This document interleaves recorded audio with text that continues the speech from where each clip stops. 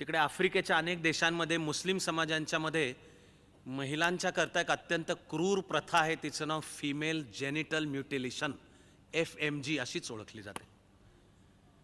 हिची ते female genital म्युटिलेशन करायची वेळ आली तेव्हा ती पळून गेली. तिच्या बापानी लहान असताना तिचा विवाह ठरवलेला होता, ती पळून गेली, नेदरलंडमध्ये गेली, आश्रय मागितला, नेदरलंडनी त्यांच्या कायद्यानुसार दिला. करत करत अयान हिर्सी अली नेदरलंडच्या पार्लमेंटमधली MP पण बनली एकेवेळी. आणि पुढे अमेरिकेत अयान हिर्सी अलींनी इस्लाम धर्म सोडलाच आहे. अयान हिर्सी अलीच्या ग्रंथात ती सांगते की ही सगळी हिंसाचार द्वेष सगळा मूळ इस्लाममध्येच आहे. म्हणजे प्रॉब्लेम इस्लाममध्ये सुधारणा वगैरे नाही. अयान हिर्सी अलीची वैचारिक लाईन आहे की प्रॉब्लेम मूळ इस्लाममध्येच आहे. म्हणून तिने तर वैयक्तिक पातळीचं उत्तर सांगितलं, इस्लाम तिने सोडलाच. असे पण जगभर हजारो किंवा लाखोंच्या भाषेत निघत आहेत. धर्मांध इस्लाममध्ये मांडणी आहे की ते वन वे स्ट्रीट आहे, तिथे फक्त सगळ्यांना मुसलमान करायचं असतं. आजचा मुसलमान जर धर्म बदलून दुसरा काही म्हणेल तर धर्मांध इस्लाम सांगतो मारून टाका त्याला, आणि मारून टाकणे हे पुण्यकर्म आहे. हे आपल्या सुप्रीम कोर्टाच्या एका जजनी सुद्धा केलेलं विधान आहे, म्हणून नाव नाही सांगतोय आदरासाठी. ते जज, दुर्दैवाची गोष्ट आहे की धर्मानी मुस्लिम, पण त्यांनी पण केलेलं विधान आहे की एखादा मुस्लिम जर इस्लाम सोडून दुसरा कुठला धर्म स्वीकारला तर इस्लामच्या तत्वानुसार त्याला मारून टाकणं बरोबर आहे. अयान हिर्सी अली सांगते की ही सगळी हिंसकता मूळ इस्लाममध्येच आहे, तेव्हा ते मूळ सगळं इस्लाम सोडणेच तिने सोडला. इर्शाद मांझी तसं म्हणत नाही. इर्शाद मांझी कुराण मधले उतारे आयत म्हणजे सांगून आणि मूळची मांडणी काय होते ती सांगते. आपल्या महाराष्ट्रामधली एक थोर चळवळ आहे मुस्लिम सत्यशोधक चळवळ. तिचे मूळ प्रणेते हमीद दलवाई. हमीद भाई आपलं दुर्दैव आहे की कमी वयात 1977 मध्येच गेले. ते इस्लामचा नीट अभ्यास करून सर्वांना सामावून घेणारा किंवा सर्वांशी सामावला जाणारा, मिळून मिसळून राहणारा इस्लाम, इथे महाराष्ट्रामध्ये हमीद भाई सगळे ते दलवाई घराणं मूळचं चिपळूणच्या जवळ मिरजोळे गाव आहे तिथलं. हमीद भाईंनी ही चळवळ हाती घेतली, ती धर्म सुधारणेची, म्हणून महात्मा फुलेंचा आदर्श ठेवून नाव मुस्लिम सत्यशोधक चळवळ दिलं. आपले नरेंद्र दाभोळकरांनी सुद्धा त्यांच्या मुलाचं नाव हमीद ठेवलं. ते या हमीद भाईंच्या वरनं आपल्या मुलाचं नाव हमीद भाई ठेवलं. ते हमीद दलवाई सांगत असत की मुस्लिम ज्या भागात आहे त्याच्याशी त्यांनी एकरूप राहून जगलं पाहिजे, त्यांनी तिथली भाषा आपली म्हणली पाहिजे. इकडं जी मुल्ला मौलवीची लॉबी शिकवते की उर्दू फक्त मुसलमानांची भाषा आणि मुसलमानांची भाषा फक्त उर्दू आहे. एक थोर शिक्षण तज्ज्ञ आहेत Pathan sir, SM Pathan. SM Pathan इथे MITचंच काम करतात आणि आता कुलगुरू होत आहेत. SM पठाण सांगतात की आम्ही धर्मानी मुस्लिम असलो तरी संस्कृतीने भारतीयच आहोत. आज आमचा धर्म मुस्लिम आहे, पण आमचे पण पूर्वज कधीतरी पूर्वी हिंदू किंवा बौद्ध होतेच, म्हणजे आम्ही या देशातले आहोत, हीच आमची संस्कृती. पण मुस्लिमांना हे शिकवलं जातं की असं तुम्ही म्हणायचं नाही. अशांमध्ये हे सांगणारे आणि काय परिवर्तन पाहिजे हे सांगणारे मुस्लिम सत्यशोधक चळवळ, या सगळ्यांच्या आदरासहित मी म्हणतोय की बरोबर रस्ता दाखवणारे हे थोर व्यक्ती मौलाना वहीदुद्दीन खान. मी विचारपूर्वक सुरुवात त्यांनीच केली, शेवट ते उत्तर सांगतात, म्हणून मौलाना वहीदुद्दीन खान यांच्या नावाचा संदर्भ देऊन सांगतोय.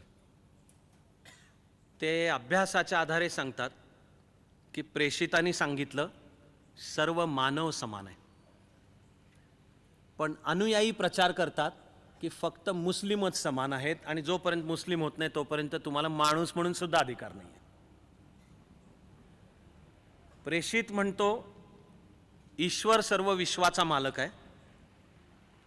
धर्मांध अनुयायी म्हणतात आणि शिकवतात ईश्वर मुस्लिमांचा मालक आहे आणि जग मुस्लिमांचा, जगाचे मालक मुस्लिम आहेत आणि असले पाहिजेत. प्रेषिताची प्रार्थना आहे मानवाचं कल्याण कर. अनुयायांनी तो शब्द केला मुस्लिमांचं कल्याण कर आणि बाय डिफॉल्ट गैरमुस्लिमांना मारून टाक. ईश्वराने प्रेषिताला धर्म देताना जिथे कुठे पूर्ण केलं सांगणं पवित्र कुराण, तिथे सांगितलं की आता मी तुझ्या करताचा धर्म सांगणं पूर्ण केलं, असं मूळ अरेबिक वाक्य आहे. धर्मांध अनुयायांनी त्याचं भाषांतर केलं, आता मी परिपूर्ण धर्म सांगितला. हाच काय तो परिपूर्ण, म्हणून तो बाकीच्या सगळ्यांनी मानायला पाहिजे.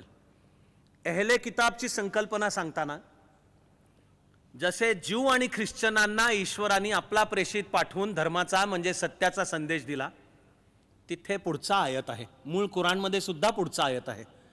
की अशा प्रकारे ईश्वर वेळोवेळी जगातल्या विविध भागातल्या लोकांना आपला प्रेषित पाठवतो.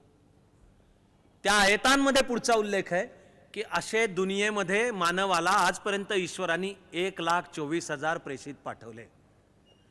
त्यावर जी इस्लामची उदार मांडणी आहे तिचं नाव आहे हनाफी स्कूल इस्लामची. मौलाना वहीदुद्दीन खान त्याची आठवण करून देऊन सांगतात की इस्लामही सर्व धर्मांचा आदर करायला सांगतो. धर्माच्या बाबतीत सक्ती नाही. तुला तुझा ईश्वर, आम्हाला आमचा ईश्वर. मानत नसला तर तू तुझ्या रस्त्याने जा, आम्ही माझ्या रस्त्याने जातो. दुसऱ्याच्या धर्माचा अपमान करून नको. पवित्र धर्मस्थळ उद्ध्वस्त करून नको. असलेलं मंदिर पाडून त्याची मशीद कर आणि त्याच्यात मी फार पराक्रम केला, अशी 1000 वर्ष भारताच्या इतिहासाची भरली आहेत. मौलाना वहीदुद्दीन खान सांगतात की तशी नाहीये मूळची मांडणी. ते उलट सांगतात शेजाऱ्याला जो मदत करतो त्यालाच स्वर्गात जागा आहे.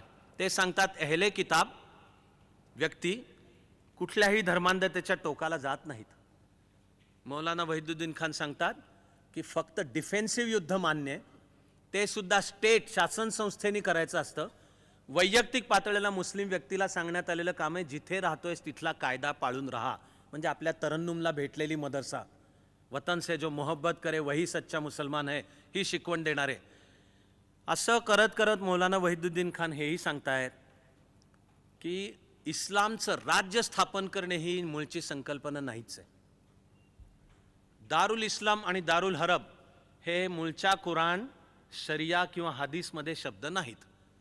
मौलाना वहीदुद्दीन खान यांच्या मते हे शब्द अब्बासी कालखंड म्हणजे 90वे शतक तिथे आले.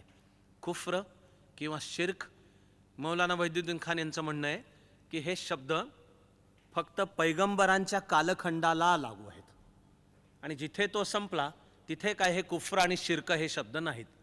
धर्मांध इस्लाम सांगतो दावा म्हणजे प्रत्येक मुस्लिमाचं कर्तव्य मुसलमान कर, तर मौलाना वहीदुद्दीन खान सांगतात की हे फार तर फार प्रेमाने कर हे आहे. धर्मांध इस्लाम सांगतो की जिहाद करायला पाहिजे. मौलाना वहीदुद्दीन खान आठवण करून देतात की जिहाद म्हणजे शस्त्र घेऊन दुसऱ्याचा द्वेष कर आणि कत्तल कर नाहीये. एक छोटा जिहाद आहे आणि एक मोठा जिहाद आहे. छोटा जिहाद आहे बाह्य, तो इस्लामच्या प्रचारासाठी आहे पण ते प्रेमाने आहे. आणि बडा जिहाद मुख्य कोणता?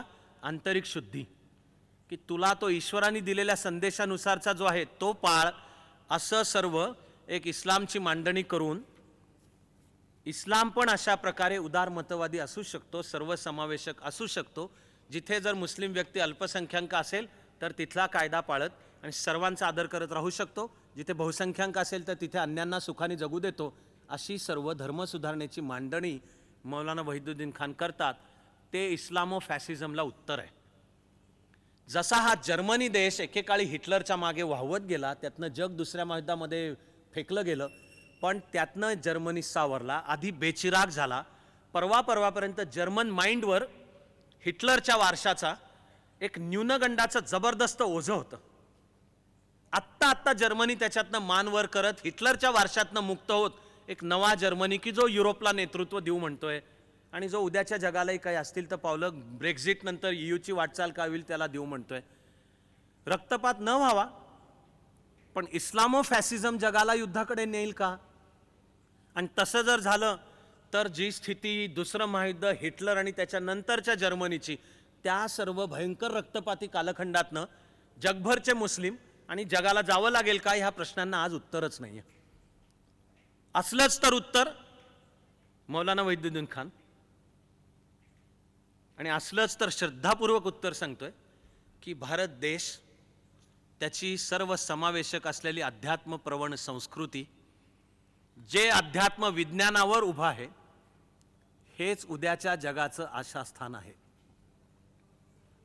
पार त्या सर्व धर्म परिषदेत सुद्धा विवेकानंद भारत देश काय आणि त्यातला हिंदू धर्म कायची सुद्धा व्याख्या सांगतात की डोंगराच्या टोकावर पडलेला पाण्याचा थेंब, आपण जसे विविध मार्गांनी एकाच समुद्राला मिळतात तसे आपण सगळी माणसं आणि विविध धर्म हे विविध मार्गांनी एकाच ईश्वराकडे जाणारे प्रवाह आहेत. त्याच्यासाठी एकमेकाचा द्वेष करण्याची गरज नाही, रक्तपाताची गरज नाही. माझाच काय तो रस्ता खरा आहे, तो तू स्वीकार नाही तर मी तुझं मुंडकं उडवतो याची गरज नाही आहे. विवेकानंदांनी फार छान सांगितलंय की भारत देश त्यातले हिंदू, बौद्ध, जैन, शीख सगळे धर्म आले. दुसऱ्याला म्हणायलाच जात नाही की तुझा धर्म चुकीचा आहे आणि माझाच फक्त बरोबर आहे म्हणून तुझा सोड आणि माझा स्वीकार. गेली 1000 वर्ष आपल्यावरच्या आक्रमणांनी आपल्याला सतत हे सांगितलंय.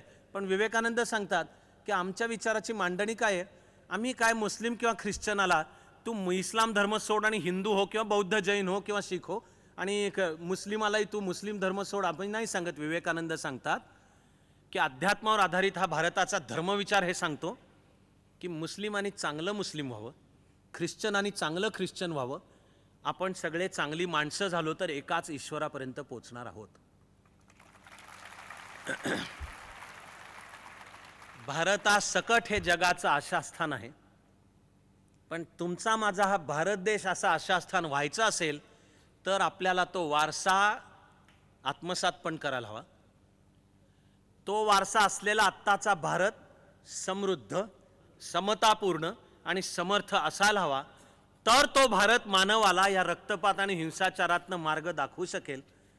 आपण सगळे असे होण्यासाठी डोळे मिटून एका समान स्वरामध्ये प्रार्थना करू आणि मग जगायला लागू.